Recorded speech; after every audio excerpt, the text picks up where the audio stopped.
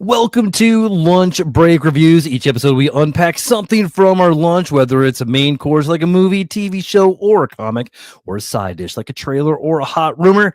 We check out who prepared the meal, see what others are saying about it, and then take a bite ourselves, breaking it down with the lunch break point system. I'm Bradley Butin, the self-proclaimed Emperor of Awesome. No time to waste. Let's open up the brown bag of goodness and see what's on the menu. But before we get to that, I have a special guest, Kat Ziemke from Chasing Legends. How are you today? I'm good. How are you? How bad did I say your last name? Oh, no, that was actually perfect. Nice. That is Yeah. my one perfect for the day. As my wife will say, I just, I'm never that perfect though. So, yeah. None of us are really. So tell me about Chasing Legends. So I have a bachelor's in history and a master's in museum studies. And so I love history, as you can tell. So I also love everything paranormal. And I decided to put both of them together. So my podcast, you'll get anything supernatural, cryptids, ghosts, hauntings, some true crime, as long as they are haunting the murder site.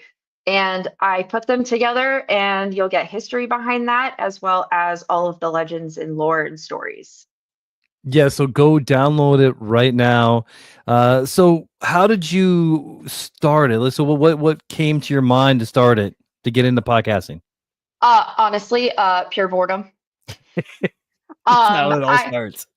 I also really love teaching people. I'm a teacher, so I decided that hey, I can just teach people about ghosts and the history behind all of these legends and lore. And I actually had another podcast, and I decided that it made me too angry. So I just stepped aside from that, and I started to focus solely on this. And I just kind of went with it. Now we're on episode 7 this week. So Awesome. Yeah, I know how that goes. I think because I have my main I have a podcast I do with my buddy, which is pretty much just us being social because my job is so social. So I'm not really like when I'm not working, I just want to be at home. So that's our social time. And then I do this one, and then I do a small podcast for my work. I integrated it into my job that I just go over what's going on at the movie theater. It's like 10 minutes every week. And then I do I co-host a podcast that with a couple other guys called Meanwhile Back on the Podcast. So yeah, I know how that goes. Like my ADHD is just like, whoa. oh yeah, same. It's real bad. Yeah, that's awesome. All right, so let's go ahead and get in. We are talking about Until Dawn today. We're going to go over a little bit of the breakdown of the story and the creators, but first, here's a quick synopsis. 1 year after her sister Melanie mysteriously disappeared, Clover and her friends head into the remote valley where she vanished, seeking answers. Exploring an abandoned visitor center, they find themselves stalked by a masked killer and horrifically murdered one by one, only to wake up to find themselves back at the beginning of the same evening. Trapped in the valley, they're forced to relive the nightmare again and again, only each time the killer threat is different, each more terrifying than the last. Hope dwindling, the group soon realizes they have a limited number of deaths left, and the only way to escape is to survive until dawn. All right, so you got to watch it, and I watched it. We'll get into what we think about it. I love to go through some of the creators and all that kind of stuff, and kind of like some of their other projects. It's weird because like everything makes more sense. Okay. So I can see David that. David Sandberg, he was the director. So he was also the director of Lights Out, Okay. Shazam, and Shazam: Fury of the Oh, Gods, love it. and Annabelle Creation. Okay. Yep, All right. I starting didn't to know make all sense. of these things. Right, That's right. awesome. Yep, and then so this is the movie was actually written by Blair Butler from The Imitation and The Whole 10 Yards, which I love that movie. The Whole That 9 is a Yards is great better. movie. Yeah, The Whole 9 Yards is better, but 10 Years, yeah, Hmm. it's good. And then also written by Gary Dauberman, I'm going to guess. Sorry if I'm mispronouncing names. But so he was the writer of Annabelle Come Home and Creation, It, Salem's Lot 2024, Okay. The Nun and the Nun 2. Mhm. So The Nun was great. I don't remember The Nun 2. I remember watching it, but I don't like nothing has stuck with me. I think same, to be honest. I'm pretty sure I watched it. I watch all the Conjuring videos Yeah. or movies, but yeah, I don't remember the Nun 2. I might have to revisit that and then I'll remember why I don't remember it probably. And also, he was the writer of the Swamp Thing series from 2019. Are you you into superheroes and stuff like that? Yeah. Okay, so I am a huge, huge nerd. My Same. daughter's name is Leia. Oh my gosh. So Yeah. I suggested that to my husband and Uh-huh. he was not okay with it. He's like, we don't need to be that nerdy. And I was like, but I am that nerdy. So almost the same thing with my wife. So my wife gave me the name. So now let me ask you this: do you think that I could get my wife to sit down and watch Star Wars with me, even though our daughter's name is Leia? I would hope so. We've been No? together for almost 15 years, and she has yet to watch all the Star Wars movies. I know, Oh my gosh. I know, I know, I know. And to top it off, she even gave me a coupon book for one of our Oh, anniversaries to watch it. And she that's falls asleep awesome. like 10 minutes in, but I can't say anything. I gotta name my kid Leia. She got to Yeah, pick the that's spelling, but I true. got to name the kid Leia. That's, what more can you ask for? You got the Exactly, name you exactly. wanted. That's right. That's right. Awesome. Okay, so more of the creatives, the stars. So Ella Rubin is the main character, Clover. She was in Anora. Did you watch that? I They had a did lot of not. Oscar buzz. I I don't even know if I know about it. I haven't watched it yet. I think it's streaming, so it'll probably be Okay. soon because it didn't come to the theater that I do the marketing for. So, Okay, that's um, probably they probably didn't to mine either because I have notifications on my AMC app, so I never nice. saw it. And then the idea of you and the rewrite. I haven't heard of either one of those two. No, me either. Next was Michael Camino. He played Max, Okay. and he's from Love Victor. Never Have I Ever, and Annabelle Come Home. Starting to see Oh, some connections here. yeah. Yep. And then Odessa Azion. She's from Hellraiser from 2022, the rebooted one. Grand Army and Ghosts. I love that show. I love the show Ghosts on. Okay. I do too. Oh I my love it. god. It's fantastic. I think like that the first two seasons of that are some of my favorite comedy seasons ever. Yes. So I die every time I turn it on. It's great. oh man, I just turned it on at work yesterday, and it was like one of the best things ever. Jai Young Yo, Jai Young Yo. Sorry, I'm saying that bad. That's Megan. She's from Smoking Tigers, Expat, and Freaky Tales. Now, Freaky Tales, I hear, is really good. Really, I've Yeah, never heard of it. it just came out not long ago, like maybe a few months ago. I Okay. think you can rent it on Prime. I don't think it's streaming anywhere, but it didn't come to the Okay. theater that I work at, so Okay. Yeah, I'll definitely look into that. it's got Pedro Pascal too. Oh, okay. Now I kind of have Yeah, it's got an amazing cast in it. Yeah, um, Belmont Carmelli was Abe, and he was in The Alto Knights, which is a recent movie with Robert De Niro. A horrible Okay. movie. I did not like it one bit. It was bad. Along for the Ride and Saved by the Bell, or I'm sorry, this is a she. Saved by the Bell 2021. They redid Saved by the Bell? Yeah, sort of. It was like a spoof where Okay. Zach is the governor and it was really bad. But like they had a bunch of kids and yeah, they're trying to All cash it right. on the reunion thing and it just didn't work. It lasted for I one season. That's probably why I haven't heard of it. You're not missing anything. Okay. I think you get mailed a medal if you can actually make it through more than 3 episodes. Oh, wow. All Yeah, right. yeah, you get an automatic achievement sent to you in the mail.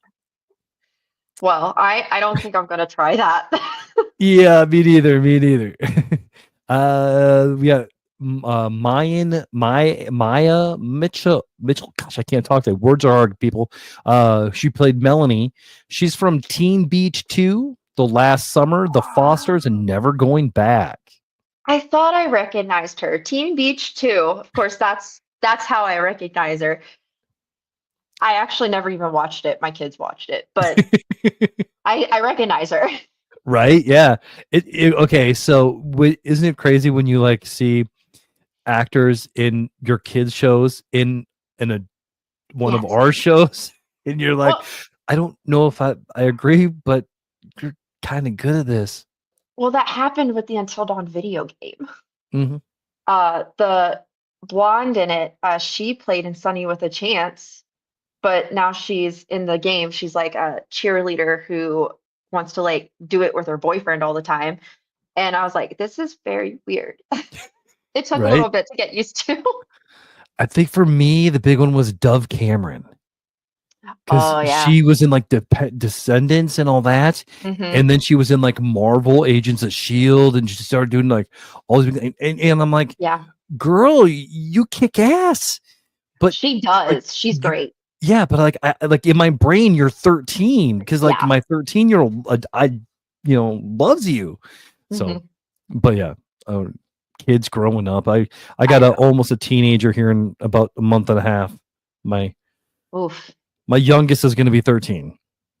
My niece is going to turn 14 this year, Mm. and I'm not even her mother. And I'm already like, all right, guys, all right, you need to calm down. Yeah, well, I'm going to my oldest daughter's college graduation next week in Seattle. Oh, that actually sounds really fun. Yeah, yeah. I can't wait. I really can't. All right. So we went over the creatives, we went over the synopsis. Now I'm gonna want you to guess some of the ratings of Okay. Until Dawn. We're gonna start with IMDb. So you got 1 to 10. Where do you think IMDb has this rated at?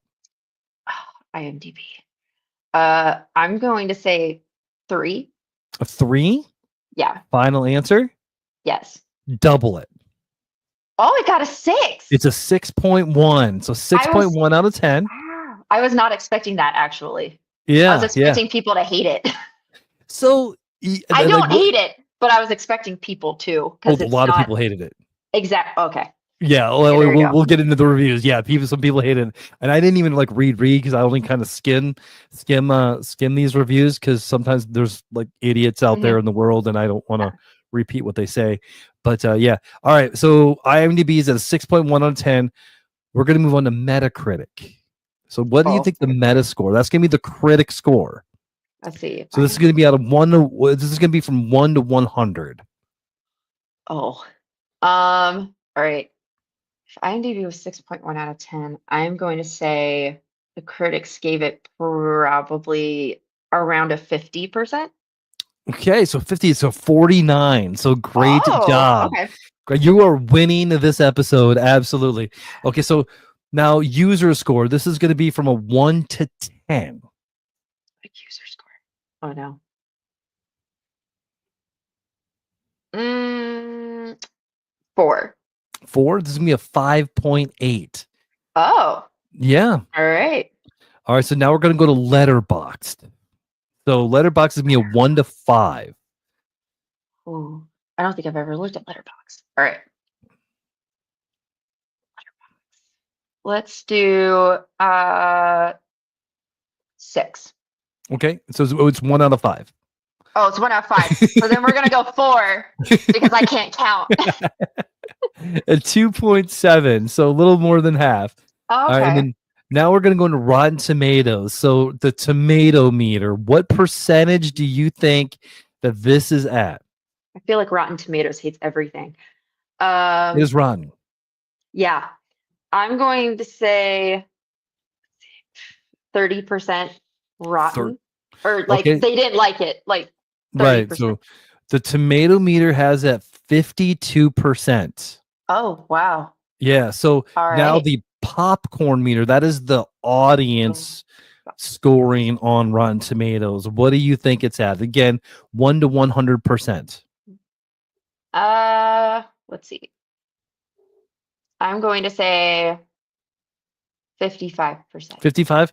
Not bad. 68. So oh my gosh. you know, These you people are surprising me today. right? So you're right in there. You did a great job.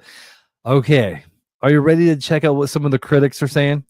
Yes. Okay. Rebecca Johnson from Film Focus Online. Boasting strong performances and the entertaining amount of scares, Until Dawn is a fun theater experience. Through the weak story prevents it from being much more than that. Okay. Not good, but that lines up with everything. Yeah. All right. Jonathan Sim from comingsoon.net. It's a horror movie full of good intentions, stylish direction, and occasional bursts of creativity, but one that's weighed down by underdeveloped characters, messy storytelling, and squandered potential. What do you think?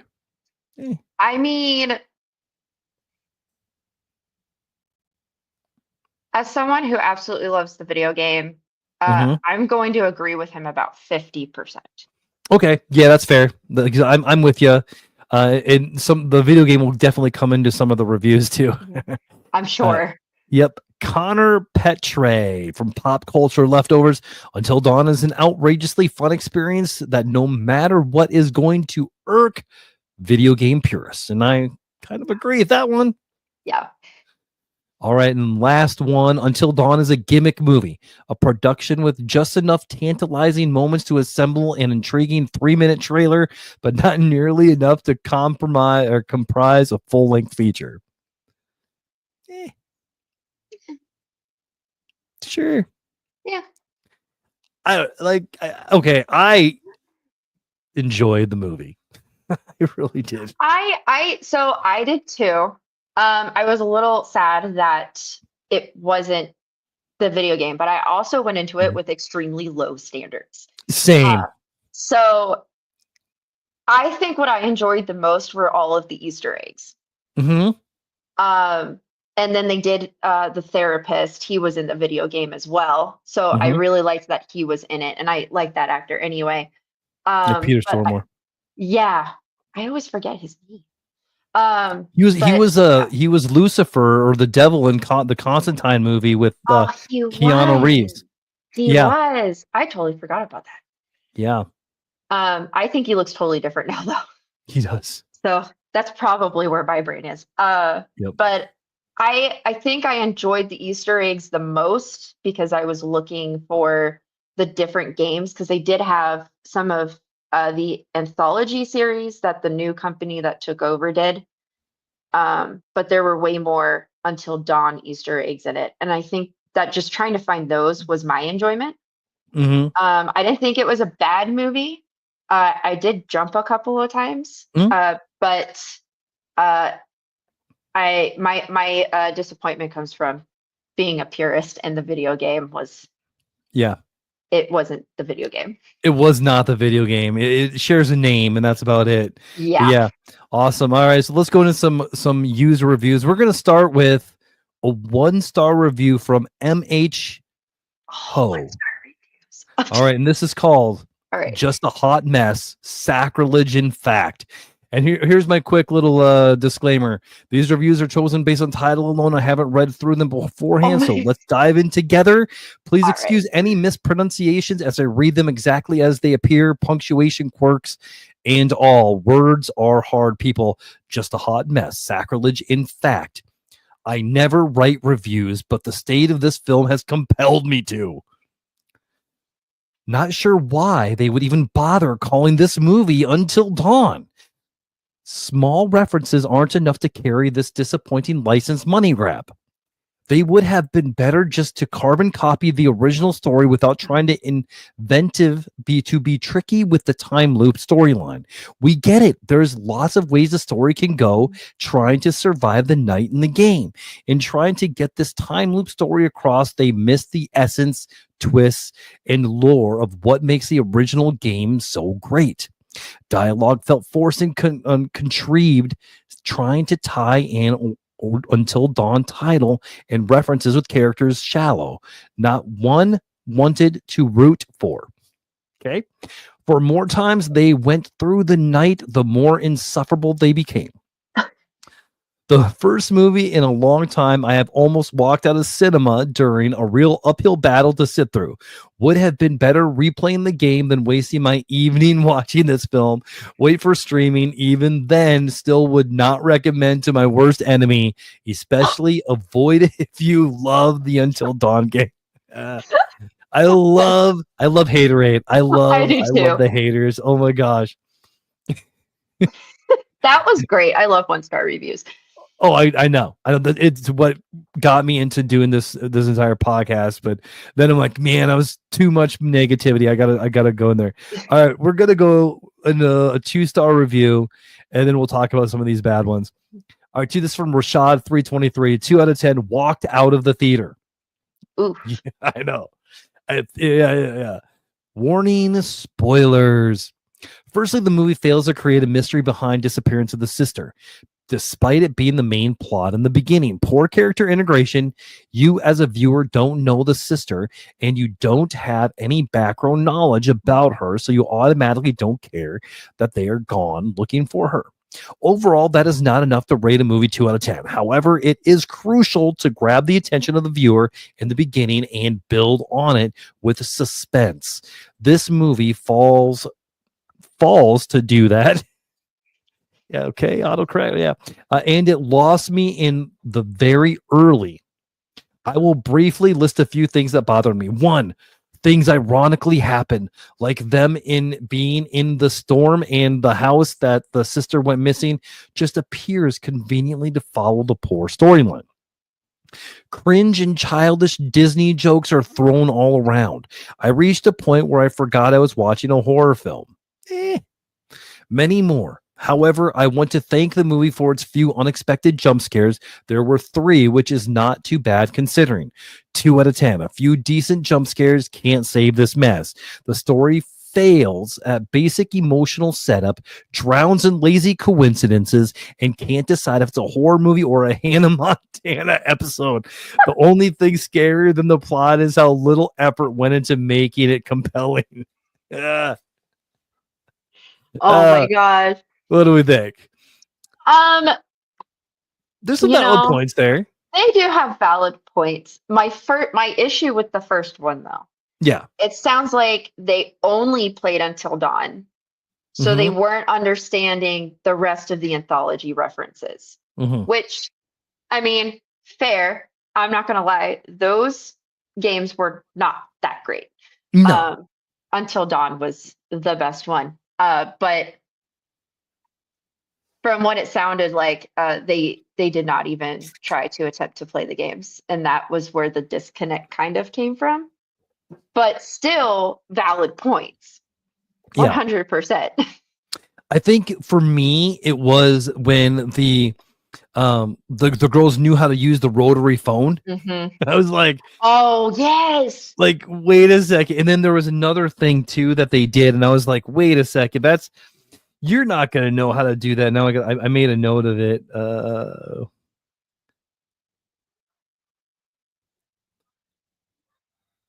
And maybe not. Okay, whatever. But yeah, there's a couple things I'm like, yeah, maybe not. No.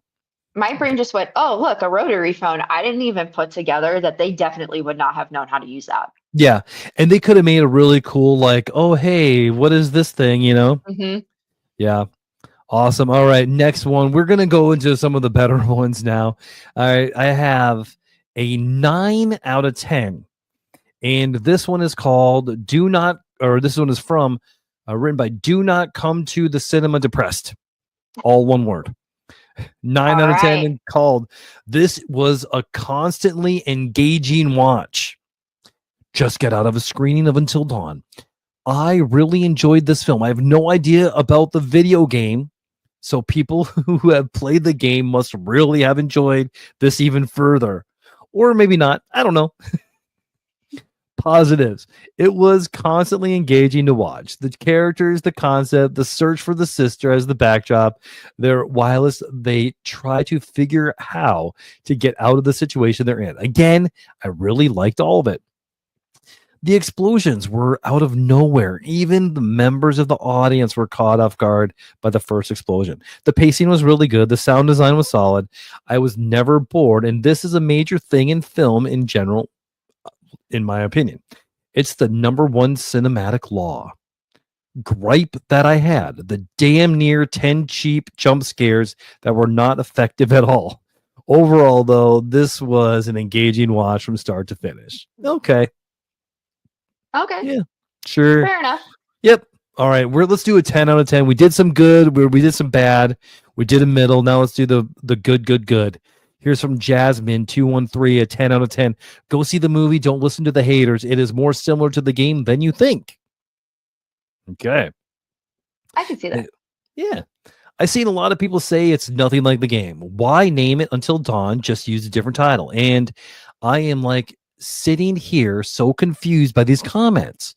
There are tons of Wendigos, the mass killer, Dr. Hill, the same plot in many ways with the sister plot line. There are tons of Easter eggs. I guess in it, the history of the location. So for it to be called anything else wouldn't make sense. I have watched and played the game like hundreds of times, so I can tell you this lived up to the name, and I loved the twist ending. I feel like these are people who are just mad at bit adaptation, or it messed with lore of the OG game and wanted the same thing that they have already seen or only played the game once, haven't played in years. I do wish they kept the game speed when it came to characters development. Okay. And story exploration. It did feel like they were just going around a haunted house. Also, that they skipped a big part of the days where there are 13 days, but we only get to see 5 days play out. But other than that, don't let the negative reviews stop you from going and having your own opinion of the game. Okay. I think it really egotistical to be like, don't even go see the movie because I don't like it. All right. All right. Do you agree or disagree with a lot of these reviews? I mean, each of them have valid points, I feel like. Yeah.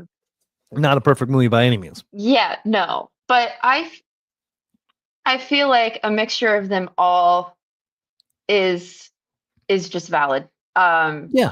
It wasn't a bad movie. I thought it was enjoyable. It wasn't like, oh my gosh, I need to go to the theater again and watch it. But it wasn't horrible. And I'm the same way. I mean, like for a lot of times reviews are going to get it wrong, but like I feel like a lot of them are kind of in there, like where everything ended up in that like just above good, like the lower part of good, that 60 percentile. I think it's going to be the right place, and that's probably where ours is going to end up as well when we go through it. So you know what? Let's go through it. Here is the lunch break point system. This is a unique lunch-themed rating system designed to help you decide if a movie, TV show is worth your time. Each title is scored across 5 key categories: the taste test, the flavor, table talk, second helping, and craving more, with up to 5 points per category, totaling 25 points. Bonus points can be awarded for standout elements like movie fog or Oscar worthiness, or deducted for major missteps like cringe factor. The final score determines if it's a packet or a toss it in the trash. A bad lunch can ruin anybody's day. All right, Kat, are you ready? Yep. Let's start with a taste test. All right. Okay, so taste test here. This is going to be just the initial impact. All right. Cold and bland, took too long to get going or lost me nearly from the beginning is 1 point. 3 points would be decent, not bad, but needed a few more bites to warm up. And 5 points would be an instant hit, hooked me immediately. What do you think? I'm going to do 4. 4 points? Yeah, I think I'd probably be at about a 3. So yeah, we'll stick with, I'd be probably like a 3.5. So we'll round that up to a 4. Okay.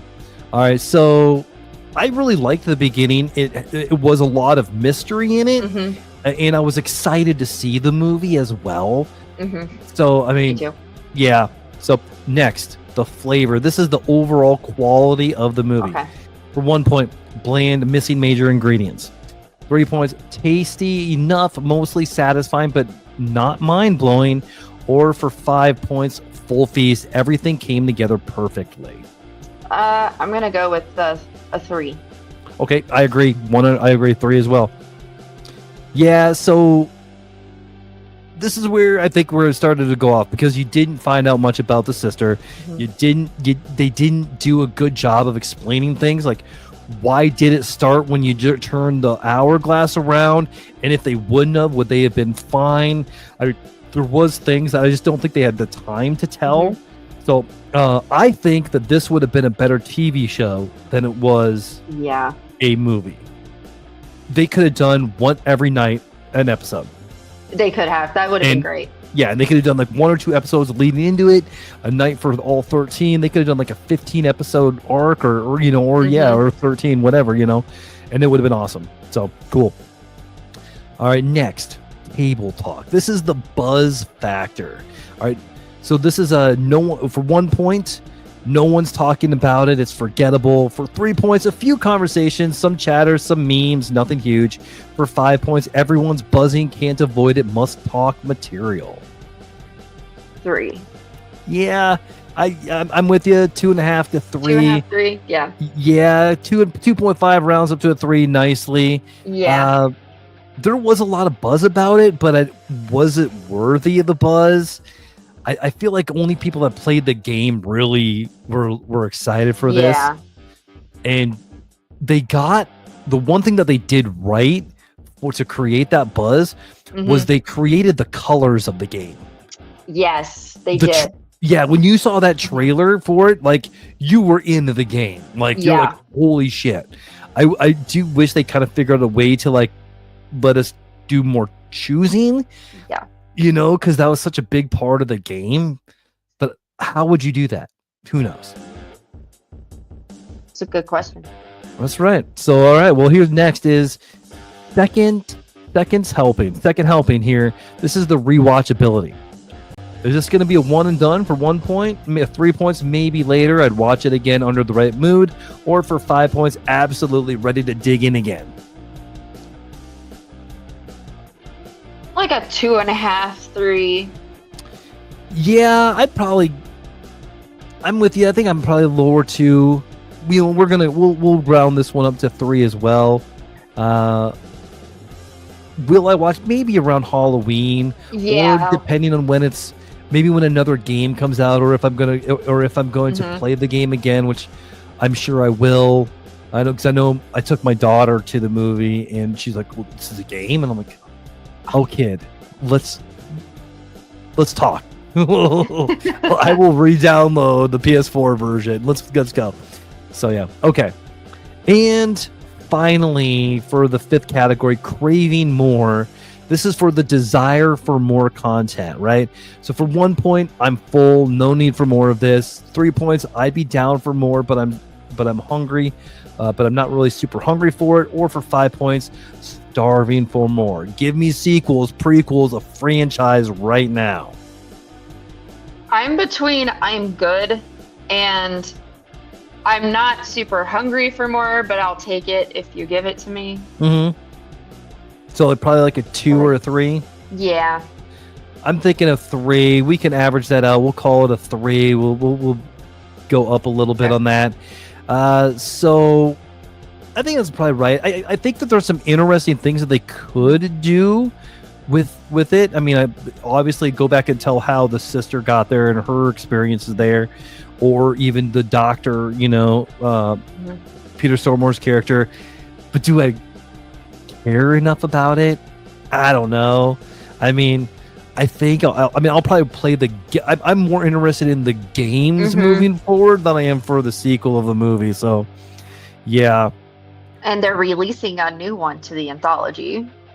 I just saw that the other day. Really? Yeah. So, wait a second. I can't add. Okay. All right. So right now we are at a 16.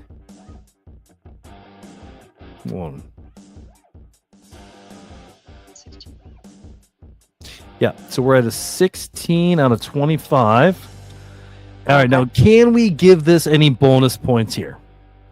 All right, so here's some bonus points. We can make up another category if you got one. Soundtrack slapping, Oscar-worthy acting. I definitely don't think that's going to be there. No. Pacing perfection, no, probably not. Jump scare, can we? There was a couple of decent jump scares in there. There were. Is it worth a point though, or is it just every horror movie is going to have a couple of decent ones? I feel like every horror movie is going to have a couple of decent ones. I agree. Okay, what about, is there any iconic scenes that you're going to take with you? Not really. Okay, what about any movie fog, right? So were you immersed in this world during the movie? I feel like I kind of was immersed. You know what?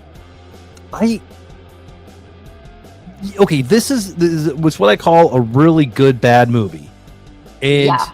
and because of that alone, I feel like the movie fog was right. Mhm. Because, like, yes, the acting wasn't great. Yes, there were story plot holes and all that kind of fun stuff. But you know what? I had a good time with this movie. Yeah.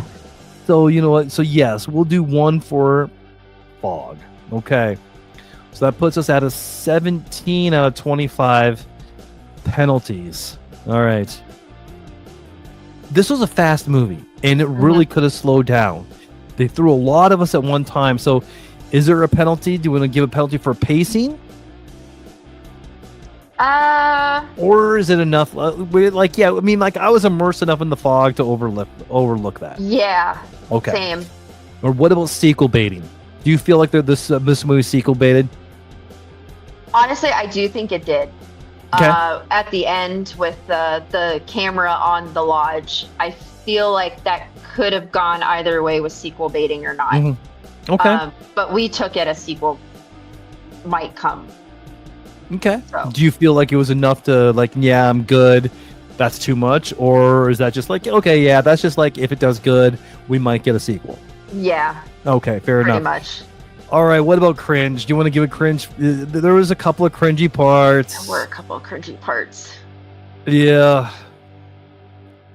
Is it enough for a penalty? I don't know. I don't think so. I think it's fine. I don't think so. I think the acting was decent enough. I mean, like, we didn't want to like the douche, you know, like, so true. The good guy was like, okay, yeah, we kind of like you. The spiritual girl was like, okay, yeah, I dig your spirituality and getting possessed and all that kind of stuff. So okay. And they did find a way to put every horror movie trope in an hour-and-a-half movie. You know, and I almost feel like that might be a bonus point. You know, I agree. You know what? Okay, we're gonna give them another bonus point because that is something good. So we're now up to 18 out of 25 because they figured out a way to make every horror movie in one and have it change. Yeah, they really did. The only thing they didn't put, by it. right? I mean, the only thing they didn't do was the found footage thing, and I feel like they could have worked that in. I feel like they could have too. Yeah. So, all right, cool. I don't think we need to give them any penalties at all. I think 18 and 25 is fair. What about you? I agree. 18 out of 25 is so pretty fair. Here we go. So 0 to 9 will be a toss it in the trash. 10 to 14 we left in the break room. 15 and 19. This is where this is going to be. This is going to be a quick lunch. It's something you are going to take a couple minutes of your time. You're going to eat it and move on. You know, 20 to 24 would be worth it, and 25 or more is going to be a packet. So 18 to 25, a quick lunch. That's fair. I think that's right there. It's, you know, not the greatest, not the worst. I enjoyed myself in the movie. You enjoyed yourself in the movie. I think it's good. I think that's good. Yeah. All right. So, but if you, the viewers, agree or disagree with this review, let me know, and we will set you straight. Absolutely. Okay. Definitely. It is time to play a game. Oh, okay. So, Kat, how are you on horror movies? Oh, I mean, I love them, but remembering every detail is not my strong suit.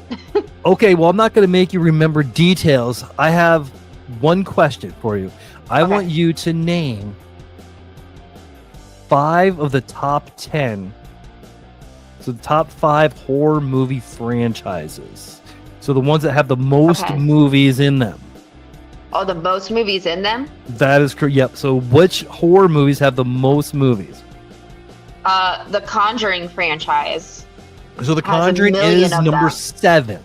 Oh, it's number 7. It's number 7 with 8 films. So I'll tell you what. I got the top 10. We'll see how many in the top 10 you can Okay.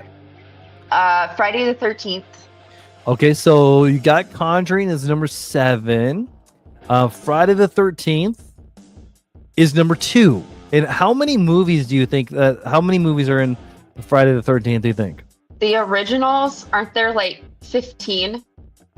Close. I'm probably 12. overestimating There's 12, that. There's yep. 12. And then there's like 4 newer ones or so. Yeah, well, Something like that. so IMDb says 12 total films, so that's including Okay. everything. But yeah, hey, it could be wrong. All right, so what's next? Oh my gosh. I want to say Halloween is on there. Halloween is number 1, actually, with Oh. 13 movies. You're doing fantastic. Okay. I feel like this one could go either way. Nightmare on Elm Street. A Nightmare on Elm Street is in there as well. That is number 4. Okay. And that is with 9 movies. Yes. All Now right. you got almost all the top 5. Evil Dead.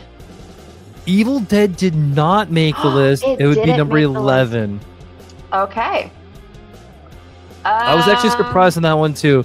Okay, Bruce Campbell Mhm. should have been Batman.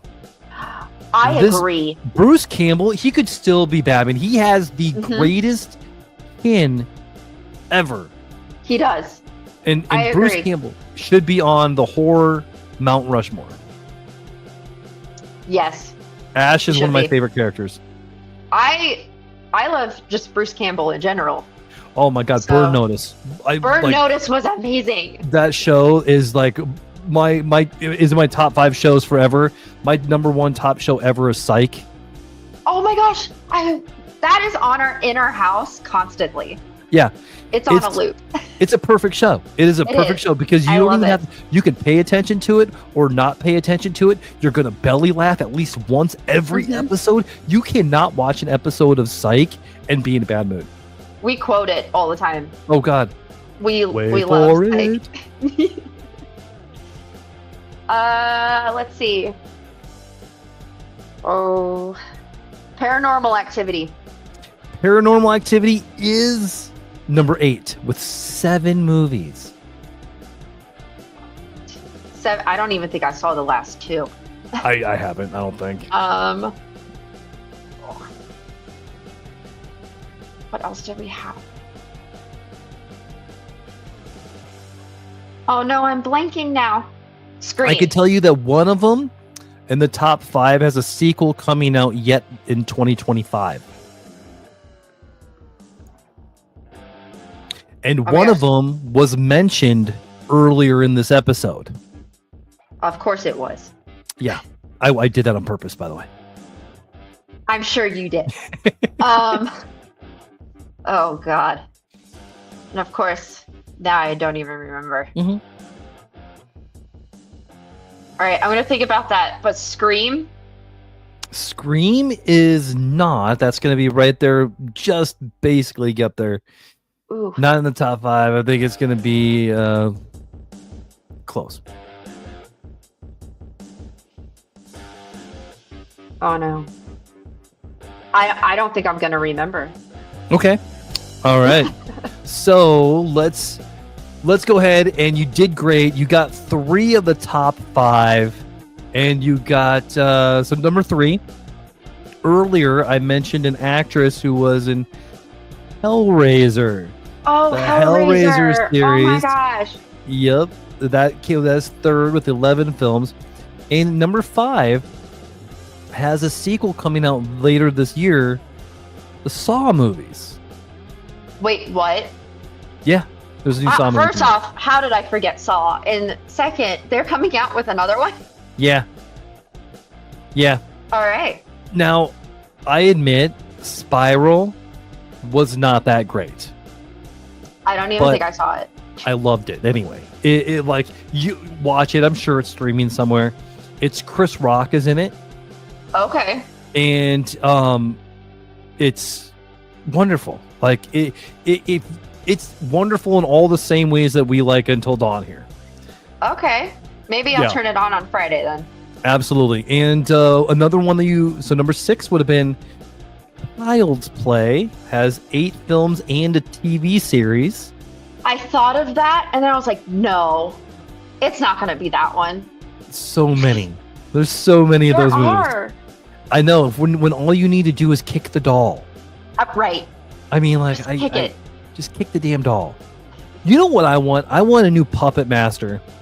Oh my gosh, that would be amazing. I loved so so I have this love for 80s 90s bad horror movies because they're just like, you know, like Puppet Master and Warlock and and now my mind is blanking as well, but I was also a kid there, so of course I was watching like Sleepaway Camp, like 17 and a half, you know, all of those as well. So yeah. And Texas Chainsaw Massacre. Oh my gosh, how did I forget that too? Yeah. And Any other time I'd name all these. awesome. And Amityville was not on the list, unfortunately. So they haven't made a good Amityville movie yet, and I wish they would, because like that story is so amazing. So, but with that, it is time to start closing up. Why don't you remind us who you are, what your podcast is, and where they can find you? All right. I am Kat Ziemke. My podcast is Chasing Legends. I am everything history and spooky all at once. So if you want to hear the history behind legends, cryptids, and all of that, as well as the stories, I am your girl. You can find me on any platform you have podcasts, and I will post every Friday, and then Patreon users get early release on Wednesdays and bi-weekly extra episodes on Tuesdays. Awesome. All right, so thanks for tuning in to Lunch Break Reviews. For more bite-sized reviews on the latest TV shows, comics, and blockbusters, follow and let me know your thoughts. Don't forget to leave a 5-star rating and share your show with someone you want to make a little more awesome. Want to join the conversation? Reach out and maybe you'll be the next guest on Lunch Break Reviews for the next special episode, like Chasing Legends. Kat Ziemke. Plug. All right, hey, what is last thing? What's your words of wisdom to end the episode? Oh, my words of wisdom. On spot.